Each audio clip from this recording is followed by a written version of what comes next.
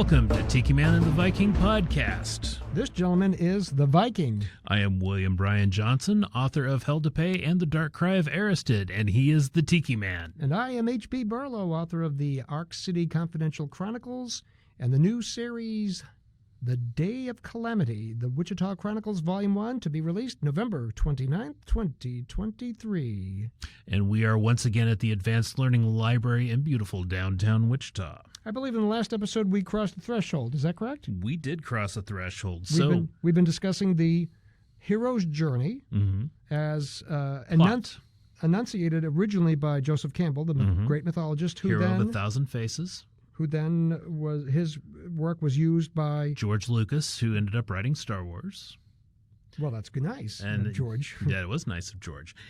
And it's also been used as a plot reference in Hollywood for many, many years. I mean, I've even seen Wizard of Oz going back and being rewritten as the hero's journey, and it fits. Whether people knew it or not, it was essentially basic storytelling. I think that most writers intuit the hero's journey because they are trying to get from point A to point Z, which is the entirety of the story. And whether or not they have read Campbell, have watched Star Wars or any other stories of that nature, I think that's intuition of the writer going, hey, we got to get him or her from here to there. Right. So we were following along, and our hero has crossed the threshold, which specifically means... Sometimes it depends. If it's sci-fi or fantasy, it can be a journey. It can be a journey across the sea. It could be a journey across space. It could be a journey across time. But sometimes in regular fiction, maybe it's as much as walking into high school for the first time. The door's open, you're in a new world, you don't know anything that's going on. Or a private detective who gets hired by a really wealthy individual and has to step into that world that he's not familiar with. Right. And that's where we come into needing our tests, our allies, and our enemies. You don't know the world, you're going to fall into a couple traps. You're going to get yourself into trouble a couple times. It's not always going to be the end of the world, but it's something that you're going to learn from, and it may be a cruel lesson. Now, I would imagine it's at this point that the hero's strengths and weaknesses come out, because if there's a test and they're able to overcome it... Easy peasy. And we know what their strengths are. If there's a setback, we now know, there's the main character's kryptonite. And we also start kind of seeing who's going to help us and who's going to be against us in this. We have the friends, the allies, and some of these characters we talked about, maybe the shapeshifter that we talked about in previous episodes. Exactly. Could be the trickster that you think that your best interests are in what they're doing, but then you find out later on that they're either working against you or they have interests completely opposite of what you were trying to do. Well, in crime fiction, the primary character that would fall under would be somebody like the sleazy guy that's the informant, but he'll sell any information to anybody for any price, so you can't really trust what he's giving you for information. Right. Right. I tend to also have another character called the Goddess, and she is one that it's kind of the one that holds everybody together, because allies sometimes fight. Sometimes they're going through such a hard trial that they are not getting along. Cracks begin to form, and it's somebody that kind of takes the group as a whole and makes a plan. Now, is that specifically a maternal type character? Not always. Sometimes it could be a love interest. It could be a female character. In Hunger Games, we actually see it as a male character. Katniss gets hurt very bad. He ends up protecting her, puts her in a cave, and heals her. Would you consider Marion Ravenwood to be that goddess character in Raiders of the Lost Ark? Very possibly. But she also has other things kind of going on. Right. So not always a trustworthy character. So, again, these archetypes can be pure in and of themselves as archetypes, or the characters could be mix and match. Yeah. And generally your mentor is also a part of that too. And your mentor is starting to kind of show what this world's like, what's going on. We have the approach, and that's when they kind of get ready for maybe this big battle, or they begin to kind of see what's against them in this. In Star Wars, it's maybe getting into the Death Star, not being able to get away, which actually falls into our next one, which is the Ordeal.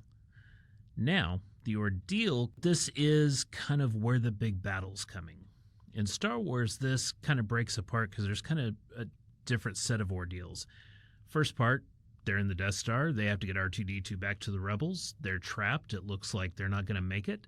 Sometimes we see something called apoptosis. I know that's a big word. Whoa. But that's essentially where the characters are shown dying. And it looks like it's a dark moment that nobody's going to come back for. But just like Hulk Hogan, they come back, brother. And they're able to pull themselves back up and finish what they need to do. Well, think of Butch Cassidy and the Sundance Kid, that long section in the middle of the movie where they're chased by an unseen, unknown, unnamed posse, and they keep riding, and they do everything they can to get away, and at the end of that major sequence, they're up on that cliff, and they can either go back up and get arrested or jump and potentially get killed. Yes. Remember. And that's how that movie ends, doesn't it? No, that's They don't throw Louise off that cliff? But the next time I say let's go someplace like Bolivia, let's go someplace like Bolivia. Well, after the ordeal, what do we have next? Well, and also this is where we may see somebody in the party suffer a great injury or seem to die. This is a lot of times where we see the mentor disappear. Okay. In Star Wars, this is the battle of Obi-Wan and Darth Vader. It's been coming for a long time, and Obi-Wan kind of looks over and sees Luke standing there and allows himself to be killed because he knows that he will take a greater form, and it also gives Luke a little bit of a push to do more. Otherwise, it would have been Obi-Wan Kenobi's story. And we have an example of that in To Live and Die in L.A. Oh, okay. A great little crime fiction by the late William Friedkin. At the beginning, the mentor is William Peterson's older partner who wants to, before he retires, wants to go out, and he's got a hint about something, and he winds up getting killed, and that is really a motivating factor for the main character to move forward, because his mentor is gone now, and now he takes over some of the worst aspects of that guy's personality. Because he has to kind of take that to finish the job. Right. Is it now? How often do you find that when a mentor is killed, the main character, in essence, turns into a mentor for the next behind him? Is that? Oh, it can happen in longer form fiction. I mean, if you have series and things like that, but sometimes it's also just nothing more than a point that the hero has to kind of pull up his bootstraps and become the hero. Because, like I said in the past, if the mentor survives and they're a powerful mentor, it's probably going to become the mentor story. Right. And usually at this point, there is some sort of reward. There is some point that the hero has something that they needed. In Star Wars, it's the R2-D2 plans that showed where the Death Star was Vulnerable? had its flaw. Right. Yeah, it had its vulnerability. You think about Excalibur, and it's essentially Arthur getting the Grail back. Well, what did it do? It healed him. Hey, great. Did it finish the story? No. Whoa, why? Because, Mordred's army is still out there, There and you he go. needs to defeat it. But it healed the land. It healed Arthur. But yet there's still more. And I think that's actually great for readers where they're, they get halfway through the book and it's like, hey, there's a success. Well, why is there still much more of a book to go? Mm-hmm. Wait. Yeah, there's more. There's more. Yeah. Moriarty. Yeah. You always had Moriarty in Oh, the my background goodness, doing yes. something, and there was always the thought that there is something greater pushing the buttons. So we go to the road back, and I kind of like to put in the end of the ordeal here, because that reward kind of comes more in the center of the ordeal. There's still the climax. There's still the battle of Right. good versus evil. There's still the battle of what the person has to overcome. Maybe it's something as real as high school and the freshman has to overcome the senior bully. It's his chance to actually be able to go forward and finish that. After the battle, it's not always an easy road back. I mean, we've seen the 007 Moonraker, where the self-destruct gets hit on the space station and 007 has to rush off the space station to make it in time. We have in Star Wars, you have to get away from the exploding Death Star or it's going to destroy everything. How about the original Alien, where Ripley has set the self-destruct, all of her crew members, all the crewmates are dead. Mm-hmm. She gets aboard the ship, and she thinks she's on the road back. Yeah. And then finds that there's something on board. Beyond a cat, that is. That's right. Right. That's right. And, I mean, in Lord of the Rings, you have the destruction of Sauron Sauron and the tower, and you have Aragorn getting ready to go into battle, and suddenly all the orcs just kind of fall into the earth and disappear, and it looked like the battle was done. But we still have the two main characters needing to get rescued. They went in too far, ended up having the mountain explode on them, and are now looking like they could be burned to a crisp by lava. Now, of course, this is completely different than a lot of 80s and 90s horror flicks that had post-credit gotcha moments. We're not talking about those kind of aspects. We're talking about the natural transition in a story arc that has the expectation of completion because we still have the hero's journey. Right. We're not talking about gotcha moments. Right. And when we have the hero's journey, anything in plot has to show growth Exactly. of the character. Right. We have this point called resurrection, and it's that climax. The hero has been severely tested. He's probably injured. He's probably hurt mentally or physically or both. He's given up just about everything to be able to destroy whatever was holding back. The guy stood up to the bully. He defeated him. But now, is it because people are scared of him? People are looking up to him? How is he going to deal with that? How are people going to look at him after what had happened? Well, you take a look at Rick in Casablanca. He faces up to the Germans after he wanted nothing to do with them and didn't want to get involved. Old love interest comes back, pulls him in. In essence, he killing the German officer, allowing the old girlfriend and her husband, the guy who's going to help us win the war. Yeah. That's a resurrection of sort because he used to care, and now he cares once again. He's, they say that his love rival, Victor, says, "Welcome back to the fight." Mm-hmm. And that's another kind of resurrection, is when you start caring again. Right. And that kind of happened to my character in Hell to Pay. He was an unlikable character. He had life working against him, and finally, at the end of it, he practically sacrificed himself to finish the demon that was possessing everybody. And that's important. It is. And when at the end of it, we have kind of this hero's return. And it depends on the hero going back to where it all started. And it's kind of important that they make some journey back to where they started from, because you can gauge that growth, what had happened to the character. We see in Lord of the Rings Frodo going back. Everybody's partying in the tavern, and he is bored out of his mind. It's not where he wants to be.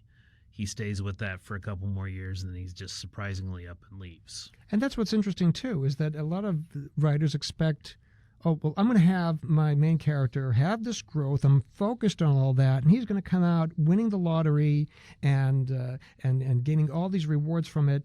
Growth is the return, but growth may not mean success as we would normally define it. And it may be that the character has seen so much that he cannot be where he originally was. He has to go elsewhere. Kind of the Jack Reacher novels.